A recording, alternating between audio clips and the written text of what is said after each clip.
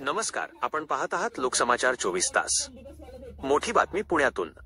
सोलापूरचा engineer Zubair Hangargekar याला महाराष्ट्र दहशतवाद विरोधी पथकाने म्हणजेच एटीएसने अल कायदा या दहशतवादी संघटनेसंदर्भात संशयित साहित्य आणि डिजिटल पुराव्यांसह अटक केली आहे।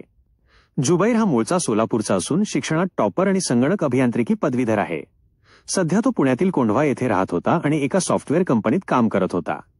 एटीएसने त्याच्या घरातून 19 लॅपटॉप, अनेक मोबाईल फोन आणि मोठ्या प्रमाणात डिजिटल डेटा जप्त केला आहे। तपासात त्याच्या डिव्हाइसमध्ये अल कायदा संघटनेशी संबंधित साहित्य, पीडीएफ, व्हिडिओ, संपर्क माहिती आणि नेटवर्कचे धागेदोरे आढळले आहेत। तपासात आणखी एक गंभीर बाब समोर आली आहे। जुबैर तरुणांना धर्मीय विचारांनी प्रभावित करण्यासाठी गुप्त शिबिरे आयोजित करत होता आणि सोशल मीडियावरून जिहादी विचारांचे प्रसारण करत होता। एटीएसच्या मते तो देशभरात दहशतवादी नेटवर्क वाढवण्याचा प्रयत्न करत असल्याचा संशय आहे। त्याच्या मोबाईलमध्ये काही परदेशी संपर्क क्रमांक वजा पाकिस्तान, सौदी, कुवैत आणि ओमान येथील नंबरही आढळले आहेत। सध्या जुबैर हंगरगेकरला न्यायालयीन कोठडी देण्यात आली असून तपास अधिक गतीने सुरू आहे। अधिक अपडेट्ससाठी पाहत रहा लोकसमाचार 24 तास। लाईक, शेअर, सबस्क्राईब करा।